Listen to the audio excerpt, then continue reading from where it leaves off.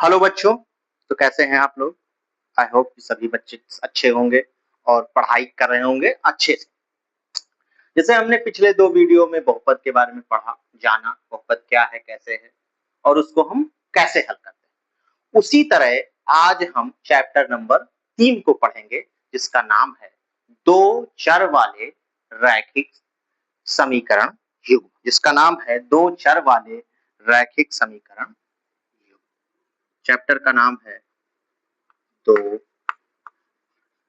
चर वाले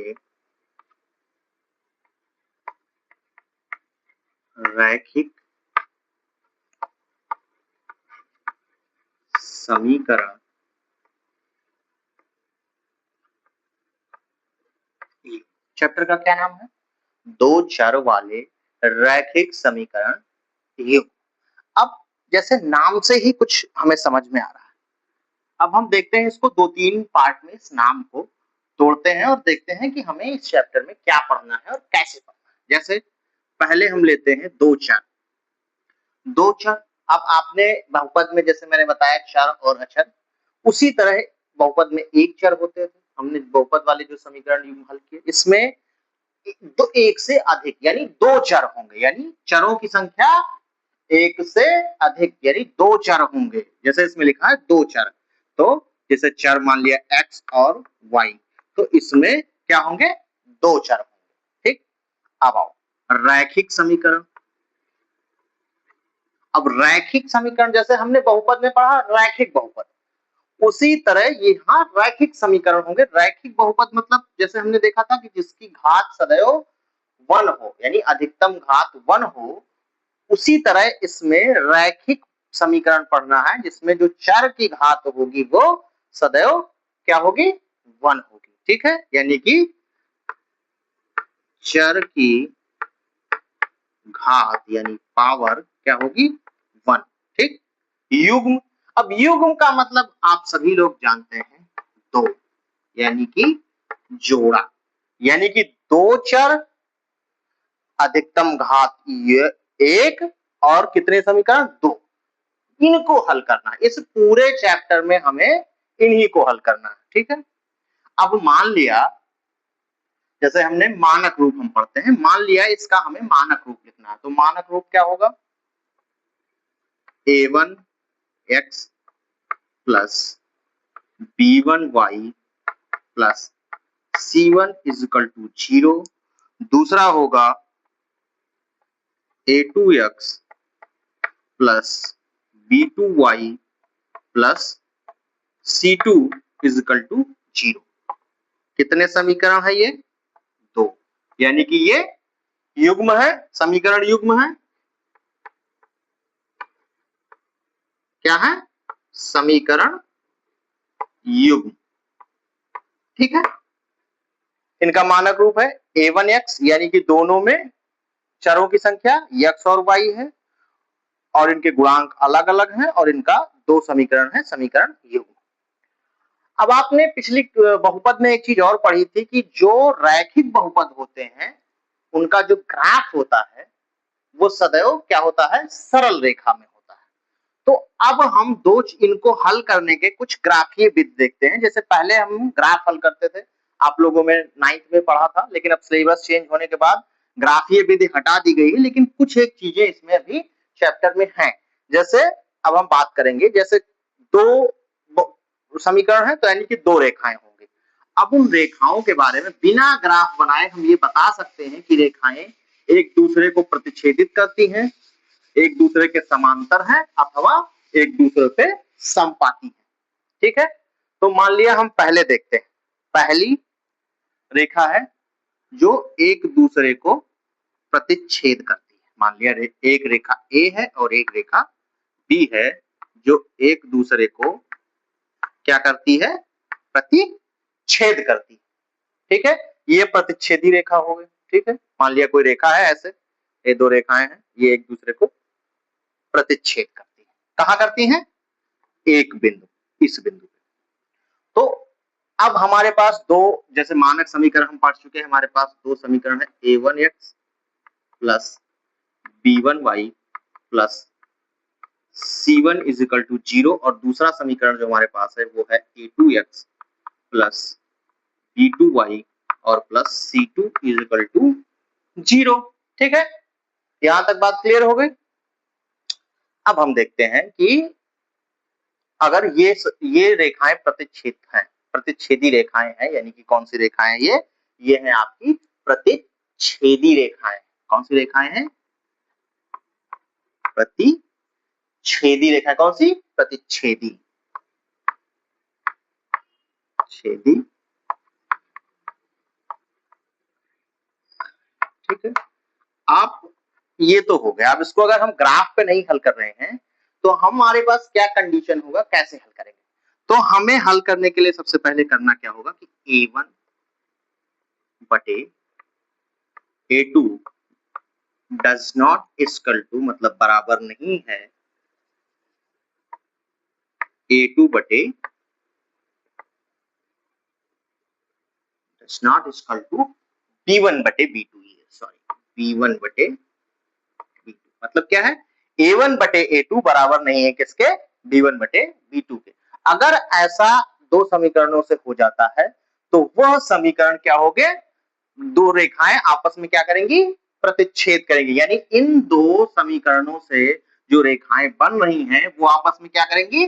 प्रतिच्छेद करेंगी। कब करेंगी? जब उसका कंडीशन ये होगा कि A1 बटे A2 बराबर नहीं होगा B1 बटे B2 का। और इनके हल, अब इन्हें बताओ x और y के कितने मान निकलेंगे? ये एक जगह पे काट रही है, इसके अलावा कहीं काट रही है, तो इसका मान सदैव अद्वितीय होगा। क्या होगा? अद्वितीय। इसको आप ध्यान से जानिएगा, अद्वितीय के बारे में। किसके बारे में? मान क्या होगा? अद्वितीय।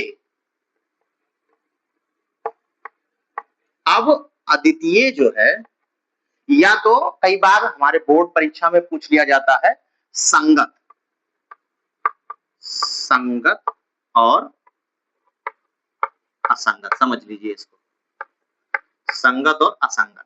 ठीक है, तो असंगत का तो मतलब सीधा एक हो गया जिसका कोई मान ना निकले, वो तो असंगत हो गया। लेकिन संगत के दो पार्ट बनेंगे आपके। एक होगा अद्वितीय, जो भी हमने बता दिया।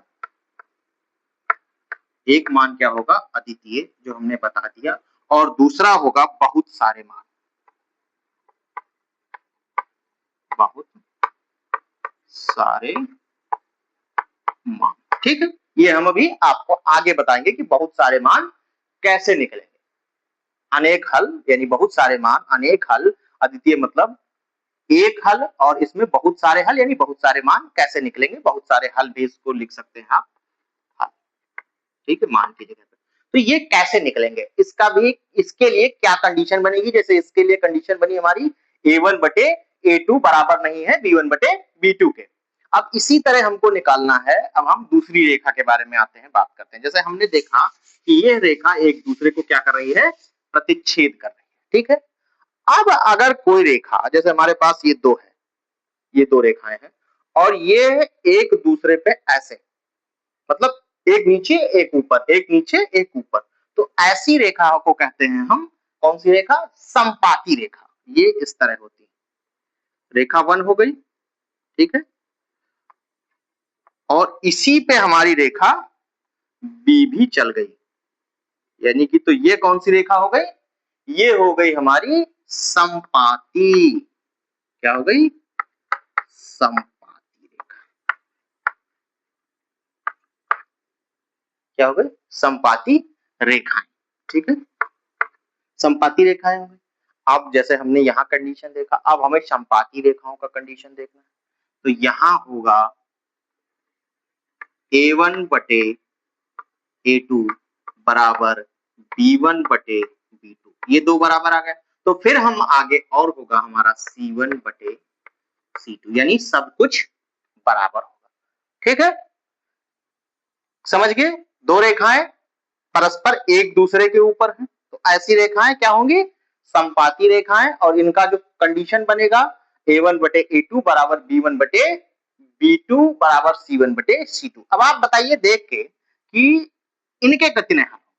जैसे आपने देखा यहाँ एक दूसरे को काट रही थी, तो एक हल हुआ। अब ये यहाँ इस केस में रेखा एक दूसरे के ऊपर परस्पर चढ़ी हुई है यानी लदी हुई। तो ऐसे में तो हर जगह पे बिंदु बिंदु पे काट रही हैं, तो इसमें क्या होगा, ये भी संगत होगा। क्या होगा, संगत के अंतर्गत आएगा और इसके होंगे अनेक हल। ये सब फिर बहुत ध्यान से पढ़ना, क्योंकि ये कई बार आपके बहुविकल्पीय में 1 नंबर में बोर्ड में पूछा जाता है, संगत असंगत और इन सब के बारे में, कंडीशन। और कई बार तो ऐसे सवाल दे दिए जाते हैं, 2 समीकरण दे दिए जाएंगे और बताएंगे कि इनका हल ये संगत है या असंगत। ठीक है, ये हो गया। अब आता है आपका तीसरा कंडीशन। तीसरा कंडीशन मतलब 2 रेखाएं हैं, रेखा ए रेखा बी, जो एक दूसरे को कहीं भी नहीं काटती है, मतलब वो एक दूसरे को कहीं काटेंगे ही नहीं। तो ऐसी रेखाएं, उनके यहां से यहां तक की दूरी बराबर होगी, यहां से यहां तक की दूरी बराबर होगी। तो ऐसी रेखाएं क्या, कौन सी रेखाएं कहलाती हैं, समांतर रेखा।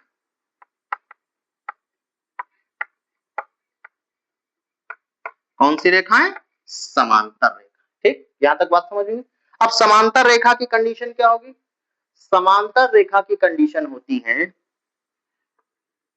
A1 बटे A2 बराबर B1 बटे B2 बराबर नहीं C1 बटे C2।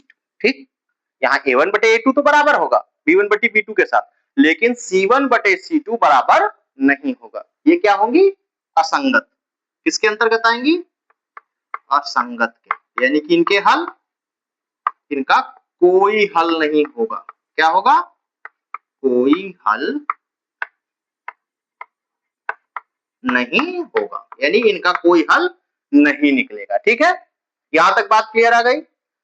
प्रतिच्छेदी रेखाएं, कंडीशन क्या है, A1 बटे A2 बराबर नहीं है B1 बटे B2 के। ये आता है अद्वितीय, यानी संगत के अंतर्गत आता है, और इनका हल क्या होगा, अद्वितीय। क्या होगा, अद्वितीय माने सिंगल, एक हल। दूसरी है संपाती रेखाएं। संपाती रेखाएं वो रेखाएं होती हैं जो एक दूसरे के ऊपर परस्पर ओवरलैप करती है, मतलब लदी हुई होती है। तो ऐसी रेखाओं के लिए ये तीनों अनुपात बराबर होंगे, A1 बटे A2 बराबर B1 बटे B2 बराबर C1 बटे C2। ये भी संगत के अंतर्गत आएंगी, लेकिन इनके हल एक से अधिक अनेक हल होंगे। ठीक है, इसी तरह तीसरी रेखा है समांतर रेखा। समांतर रेखा में A1 बटे A2 बराबर B1 बटे B2 तो होगा, लेकिन C1 बटे C2 बराबर नहीं होगा, और इनका कोई भी हल नहीं निकलेगा। ठीक है, यहां तक बात क्लियर हो गई। अब इनसे संबंधित कुछ एक आध एग्जांपल देखते हैं, सवाल देखते हैं कि ये कैसे कैसे हम सवाल में कोई जो हमारा समीकरण दिया होगा तो हम उसमें कैसे हल करेंगे इन सब चीजों को। ठीक है, तो आइए हम थोड़ा सा उस पर देखते हैं, प्रकाश डालते हैं सवालों पे। अब हमें पहला सवाल लिखना है। ठीक, पहला सवाल है x minus 2y minus 1, x minus 2y minus 1 is equal to 0। ये आपका हो गया समीकरण 1, लेकिन हमने पहले ही पढ़ा है कि इसमें समीकरण कितने होंगे, समीकरण होंगे 2। तो इसमें जब समीकरण 2 होंगे तो होगा 3x प्लस 4y और माइनस 20 इज इक्वल टू 0। ठीक, ये यहां तक क्लियर हो गया सबको, कोई दिक्कत। ये 2 समीकरण हमारे पास दिए हैं। अब हमें दिखाना है कि ये संगत हैं असंगत हैं और इनके हल कितने हैं। तो सबसे पहले हमें इसमें से निकालना है कि A1 क्या है, A2 क्या है और आपका C1 C2 क्या है। तो सबसे पहले हम A1 A2 निकालते हैं, अगर वो बराबर हो जाता है तब हम C1 और C2 के साथ जाते हैं। तो पहले हम निकालेंगे A1 और A2, देखेंगे क्या। A1 बराबर आपका हो जाएगा 1, ठीक, A2 बराबर आपका हो जाएगा 3, B1 बराबर आपका हो जाएगा -2 और B2 बराबर आपका हो जाएगा 4। ठीक, अब हम अपने कंडीशन पे रखते हैं। सवाल नंबर 1 था ये, हमने अपने कंडीशन पे रखा। कंडीशन हमारा क्या है, कंडीशन हमारा कहता है A1 बटे A2। ठीक, इसको हमने रखा 1/-1/3। ठीक, अब हमने निकाला B1 बटे B2। B1 बटे B2 हमारा निकल के आया -2/4 और हम इसको हल करेंगे 2 एकम 2, 2 दूनी 4, यानी ये आ गया आपका -1/2। अब हम अगर देखें कि A1 बटे A2 बराबर B1 बटे B2, क्या ये बराबर है 1/3 और ये क्या है 1/-2, तो ये बराबर है आपका, ये मान बराबर है नहीं है, यानी इसका क्या निकलेगा A1 बटे A2 बराबर नहीं है B1 बटे B2। ठीक, ये हमने कहां पढ़ा था, ये हमने पहले तो बात ये संगत है असंगत है, तो जब पहले तो ये कंडीशन क्या है पहले वो देखेंगे। ये कंडीशन हमारी प्रतिच्छेदी रेखा की कंडीशन है, जो अभी हमने थोड़ी देर पहले पढ़ा कि अगर प्रतिच्छेदी रेखाएं होंगी तो उसका अनुपात बराबर नहीं होगा। तो अब इसमें A1 और A2 बराबर तो है नहीं, ठीक है, B1 और B2 के साथ, तो हम इसमें लिखेंगे पहले तो ये केस संगत है, ठीक है, क्या है संगत है, और फिर इनका हल क्या होगा अद्वितीय हल। अद्वितीय हल मतलब इनका सिंगल एक हल होगा, ठीक है, समझ गए बात। इस तरह के सवाल पूछे जाएंगे। अब हम देखते हैं पहला एग्जांपल हमारा हो गया अद्वितीय हल का, यानी प्रतिच्छेदी रेखाओं का। अब हम पढ़ते हैं आगे दूसरा एग्जांपल। दूसरा एग्जांपल हमारा क्या है आइए देखते हैं। दूसरा एग्जांपल हमारा है 2x + 3y - 9। 2x + 3y - 9 = 0। ये क्या है आपका समीकरण, आप चाहें तो लिख लें समझने के लिए, समीकरण 1 है। फिर दूसरा हमारा है 4x + 6y - 18 = 0। मान लो इसको हम कर देते हैं समीकरण, ठीक है। अब हम इसमें सीधा लिखते A1 A2 लिख लें, अगर आप समझना चाहें तो A1 A2 C1 C2 लिख सकते हैं। A1 बराबर 2, ठीक है, A2 बराबर 4, B1 बराबर 3, B2 बराबर आपका 6, C1 बराबर -9, C2 बराबर -18। अब इनके मान उठा के हम रख देते हैं। तो पहले हम रखेंगे A1 बटे A2, यानी कि A1 बटे A2 यानी 2/4 = हम रखेंगे 3/6। 2 एकम 2, 2 दूनी 4, 3 एकम 3, 3 दूनी 6, यानी कि ये तो बराबर निकल गए। तो अगर ये बराबर निकल रहे हैं तो हम C1 बटे C2 भी रखना पड़ेगा, यानी -9/18। अब ये माइनस से माइनस कट जाएगा, 9 एकम 9, 9 दूनी 18, यानी कि तीनों जगह हमें मिल गए इससे 1/2 = 1/2 = 1/2, यानी 1/2 बराबर 1/2 बराबर 1/2, यानी ये किस कंडीशन को मैच करती है A1 बटे A2 बराबर B1 बटे B2 बराबर C1 बटे C2। तो ये कब होता है, ये जब होता है जब आपकी रेखाएं समपाती हो। क्या हो रेखाएं समपाती हो, ये भी आपका संगत के अंतर्गत आता है और इसके होते हैं अनेक हल। ठीक, यहां तक बात क्लियर हो गई, किसी को कोई दिक्कत? कैसे अनेक हल निकाला, A1 बटे A2 किया, B1 बटे B2 किया और C1 बटे C2 किया, और तीनों को जब हल किया तो इनका मान कितना आ गया 1। और हल कैसे किया, 2/4, 3/6, 9/18। तो 2 एकम 2, 2 दूनी 4, इनको सरल कर लिया, 1/2 आ गया, 3 एकम 3, 3 दूनी 6, 1/2 आ गया, 9 एकम 9, 9 दूनी 18, और माइनस माइनस पहले कट गया तो ये 1/2, 1/2 और 1/2 आ गया। यानी कि यहां तक बात क्लियर हो गई, ये कौन सी है संपाती रेखाओं का उदाहरण था, और इनके क्या होते हैं ये भी संगत के अंतर्गत आता है और इनके हल अनेक होते हैं। ठीक है, यहां तक बात क्लियर आ गई। अब हम आगे चलते हैं, आगे हम देखते हैं तीसरा उदाहरण। आपका उदाहरण नंबर हम 3 देखेंगे। उदाहरण नंबर 3 जो है क्या कहता है, सवाल क्या है, सवाल है x + 2y - 4, ठीक है, -4 = 0।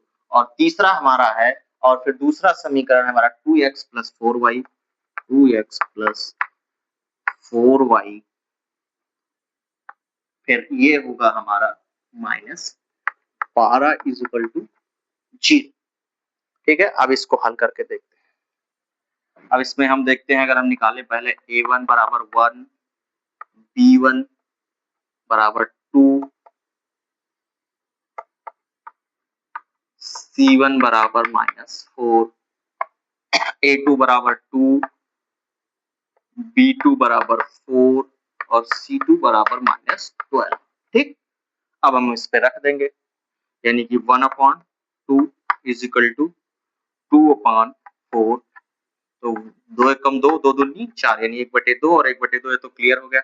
अब क्या c1 बटे c2 रखेंगे तो क्या हो जाएगा, वो माइनस माइनस प्लस हो जाएगा, यानी -4/-12, माइनस माइनस कट गया, 4 एकम 4 और 4 तें 12, यानी कि ये आ गया 1/3। तो ये बराबर नहीं है, यानी इससे क्या हमारा सिद्ध हुआ, ये हुआ a1 बटे a2 बराबर b1 बटे b2 तो है, लेकिन a1 बटे a2 बराबर b1 बटे b2 तो है, लेकिन बराबर नहीं है क्या, c1/c2। तो ये हमारा किसका उदाहरण हो गया, ये हमारा हो गया समांतर रेखाओं का। क्या है उदाहरण, किसका हो गया, समांतर रेखाओं का। ये क्या है, ये है असंगत के अंतर्गत आता है, किसके, असंगत के। असंगत के अंतर्गत क्यों आता है, क्योंकि इनका कोई हल नहीं होता है। ठीक है, यहां तक कोई हल नहीं वाला समझ गए, यहां तक किसी को कोई दिक्कत कहीं होनी नहीं चाहिए। अब आते हैं हम एक सवाल करते हैं, ठीक है।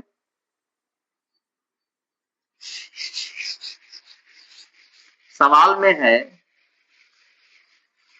सवाल मेरा है कि दो समीकरण हमको दिए हैं, समीकरण, और हमें ज्ञात करना है कि क्या ये इनका हल कैसा होगा। समीकरण हमारा दिया हुआ है, सवाल नंबर 1 है, समीकरण हमको दिया गया है। समीकरण हमको क्या दिया गया है, 7x - 2y, 7x - 2y is equal to 3, और दूसरा जो समीकरण हमको दिया गया है वो है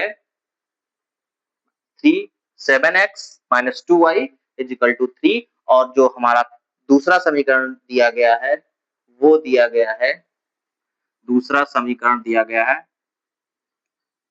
दूसरा समीकरण जो हमको दिया गया है वो दिया गया है 22x - 6y is equal to 20। मान लो ये समीकरण दिया गया, एक समीकरण एक है और एक ये। अब हमें लिखना होगा हल में। हल में हमने क्या लिखा, हमने पहले निकाला a1 बराबर 7, b1 बराबर -2 और c1 बराबर -3, क्योंकि ये इस तरफ आएगी तो माइनस में हो जाएगा।